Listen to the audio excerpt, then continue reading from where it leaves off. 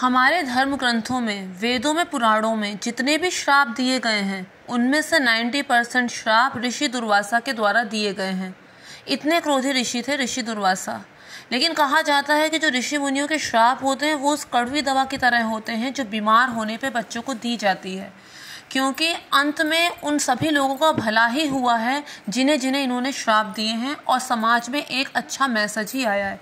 कैसे, इसके बारे में हम आगे बात करेंगे। फ्रेंड्स, इससे पहले कि मैं आपको कथा सुनाऊं, जैसा कि मेरा टाइटल है, मैं एक बात आपसे कहना चाहती हूँ। मेरे बीते क्राफ्ट के वीडियोस आप लोगों को काफ़ी पसंद आ रहे हैं। मैंने देखा है कि 2 ही 3 दिन में उनमें 1000 से ज़्यादा व्यूज़ आ रहे हैं। फ्रेंड्स, मैं अपनी डेली लाइफ में जो कुछ भी करती हूँ उसमें से जो जो चीज़ें आप लोगों को दिखा सकती हूँ वो मैं आप लोगों को दिखाने का प्रयास करती हूँ। अगर आप लोगों को मेरा ये प्रयास अच्छा लगता है तो मेक श्योर मेरे चैनल को सब्सक्राइब, वीडियो को लाइक और शेयर ज़रूर कीजिए। फ्रेंड्स, सबसे पहली बात तो ये है कि अगर कोई भगवान का सचमुच का भक्त होगा, कोई भगवान की सचमुच की पूजा करता होगा, तो वो कभी भी अपने मुंह से ये बात नहीं कहेगा। जैसा कि अक्सर लोग कह देते हैं कि अरे हम दुर्गा सप्तशती का सुबह शाम पाठ करते हैं, अरे तू देख लेना तेरे साथ क्या होगा, अरे देख हमारा पति जो है वो 9 दिन का उपवास कर रहा है, देख लेना तेरे साथ क्या होगा। तो फ्रेंड्स, कुछ नहीं होगा। ऐसे लोगों के बोलने से कुछ नहीं होगा। ऐसे लोग विष से भरे हुए घड़े की तरह होते हैं, विष से भरे हुए बिच्छू की तरह होते हैं, जिनके 15-20 बच्चे उन पर सवार होकर आखिरकार उन्हीं को अपना आहार बना लेते हैं, अपने ही उनको हरा देते हैं। तो ऐसे लोगों से भिड़ने की कोई ज़रूरत नहीं है, उन्हें भगवान देख लेगा। आप अपनी ज़बान मत गंदी कीजिए, अपने कर्मों को मत खराब कीजिए। तो फ्रेंड्स, अब मैं अपने वीडियो को और आगे बढ़ाती हूँ। फ्रेंड्स, एक थे राजा अम्बरीश जो पूरी तरह से भगवान की भक्ति में समर्पित थे। वो ठाकुर जी की इतनी सेवा करते थे, भगवान विष्णु की इतनी सेवा करते थे कि उनके छोटे छोटे काम भी राजा स्वयं अपने हाथों से करते थे। 24 घंटे उनका पूरा का पूरा समय सिर्फ भगवान की भक्ति में ही बीतता था। अब ऐसे में बात आती तो फिर राज्य कौन चला रहा था? राज्य चला रहा था भगवान का सुदर्शन चक्र। भगवान खुद ही उसकी व्यवस्था देख रहे थे। एक दिन की बात है, राजा का एकादशी का व्रत हुआ।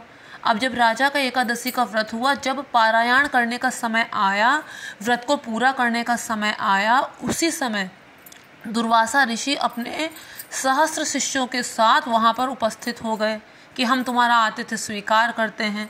अब राजा को उनके भोजन आदि की व्यवस्था करनी थी। उन्होंने कहा ठीक है, आप अपने शिष्यों के साथ स्नान कराइए, तब तक मैं भोजन का प्रबंध करा देता हूँ। इधर राजा भोजन का प्रबंध कराने लगे, लेकिन राजा ने जब भोजन का प्रबंध कराने लगे तो ऋषि दुर्वासा और उनके शिष्यों को बहुत विलंब होने लगा, स्नान आदि में बहुत विलंब होने लगा और वो वापस ही नहीं आ रहे थे। राजा इंतज़ार करता रहा। एकादशी की तिथि बीतने वाली थी और दूसरी तिथि आने वाली थी। अब अगर राजा ने चरणामृत ग्रहण नहीं किया, अपना व्रत पूरा नहीं किया, तुलसी दल को नहीं लिया, तो उसका व्रत पूरा नहीं माना जाएगा। ब्राह्मणों से विचार किया तो ब्राह्मणों ने ये सलाह दी कि आप सिर्फ तुलसी दल ले सकते हैं, नहीं तो आपका एकादशी का व्रत पूरा नहीं होगा, दूसरी तिथि आ जाएगी। क्योंकि नियम ये है कि अगर कोई ब्राह्मण, कोई अतिथि हमारे यहाँ खाने आए तो जब तक वो ना खा ले तब तक हमें भोजन तो क्या, पानी भी नहीं पीना चाहिए, हमें अन्न नहीं ग्रहण करना चाहिए। ये नियम होता है। हाँ, रोगी के लिए छूट है, गर्भवती स्त्री के लिए छूट है, वृद्ध के लिए छूट है, लेकिन इसके अलावा और किसी स्थिति में हमें भोजन नहीं करना चाहिए। बालकों के लिए भी छूट है, लेकिन अन्य किसी स्थिति में जब तक अतिथि ना खा ले, जब तक ब्राह्मण ना खा ले, तब तक हमें भोजन नहीं करना चाहिए। तो इसलिए ब्राह्मणों से सलाह लेके कहीं एकादशी की तिथि ना बीत जाए, राजा का व्रत ना खंडित हो जाए, तो वो भगवान का चरणामृत बस तुलसी दल उसमें मुख में डाला ही था कि तभी दुर्वासा ऋषि आ गए और उसी समय दुर्वासा ऋषि ने तुलसी दल मुंह में डालते देख लिया। दुर्वासा ऋषि ने कहा, यह मेरा घोर अपमान है, मैंने भोजन नहीं किया, तुम कैसे ग्रहण कर सकते हो? उन्हें इतना क्रोध आया कि उन्होंने क्रोध में आके अपनी जटा पटकी और एक भयानक राक्षसी कृत्य को प्रकट किया कि मार डाल राजा को, इसने मेरा घोर अपमान किया है। राजा अम्बरीश जो थे वो बिल्कुल भी विचलित नहीं हुए, बिल्कुल भी उन्हें भय नहीं लगा।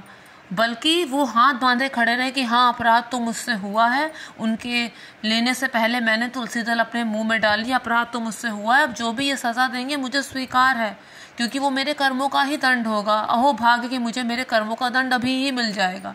लेकिन भगवान विष्णु का सुदर्शन ये सह न सका और उसी समय सुदर्शन प्रकट हुआ और कृत्या को उसी समय मार डाला। अब वो सुदर्शन दौड़ा दुर्वासा ऋषि की तरफ। दुर्वासा ऋषि अपनी जान बचाने के लिए भागे। सबसे पहले वो ब्रह्मलोक गए तो ब्रह्मा जी ने उन्हें वहाँ से रवाना कर दिया कि इसमें मैं कुछ नहीं कर सकता, जितनी जल्दी हो सके आप चले जाइए यहाँ से। इसके बाद वो गए कैलाशपति भगवान शिव के पास। तो भगवान शिव ने कहा कि मैं विष्णु के द्रोही को क्यों भला शरण दूंगा, आप जाइए यहाँ से। आप नारद जी ने सलाह दी कि सुदर्शन जिसका है उसी की शरण में जाओ। तो क्षीर सागर में जो भगवान विष्णु विराजमान थे वो उनके पास गए कि अपने सुदर्शन को रोक लीजिए, मेरे प्राणों का दान दीजिए।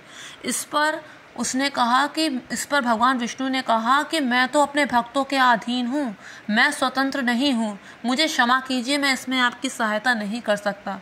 तो क्या अपने शरण में आए हुए को आप ऐसे ही भेज देंगे? आप मेरी रक्षा नहीं करेंगे?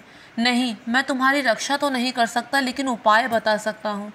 आप राजा अम्बरीश के पास ही वापस जाइए, अगर वो आपको क्षमा कर देंगे तो सुदर्शन अपने आप शांत हो जाएगा। अब दुर्वासा ऋषि वापस वहीं गए जहाँ से यात्रा शुरू हुई थी। राजा अम्बरीश के पास जाके दोनों हाथ जोड़ के क्षमा मांगने लगे कि मुझसे बहुत बड़ा अपराध हो गया है। राजा अम्बरीश दरवाजे पे खड़े उनकी प्रतीक्षा कर रहे थे। उन्होंने कहा, आप ऐसा क्यों कह रहे हैं? आप मेरे सामने हाथ जोड़ के मुझे नरक का गामी मत बनाइए। गलती तो मेरी है, मेरी वजह से आपको इतना भटकना पड़ा, आपका अपमान हुआ। फिर उन्होंने उसी क्षण कहा कि अगर मैंने भगवान नारायण की एक क्षण भी पूजा की है, एक क्षण भी मेरा भगवान की पूजा में मन लगा है, तो हे सुदर्शन तुम शांत हो जाओ। इधर कहना हुआ और उधर सुदर्शन शांत हो गया। कहते हैं कि 3 लोगों के प्रति अपराध से हमेशा बचना चाहिए। साधु, क्योंकि साधु की कोई जात नहीं होती। रामायण में हमने देखा था कि साधु अवज्ञा कर फलु ऐसा, जारा नगर अनाथ कर जैसा। कोई बचाने वाला नहीं था, लंका इस तरह से जली थी। दूसरा भक्त की भी कोई जात नहीं होती। शबरी की ऐसी कौन सी जात थी जो भगवान ने इतनी कृपा उस पर की। और तीसरा होता है ब्राह्मण। तो इन तीनों के प्रति अपराध से हमें हमेशा बचना चाहिए। तो फ्रेंड्स, मैं उम्मीद करती हूँ आप लोगों को मेरा वीडियो पसंद आया होगा। अगर पसंद आया हो तो मेक श्योर मेरे चैनल को सब्सक्राइब, वीडियो को लाइक और शेयर ज़रूर कीजिएगा।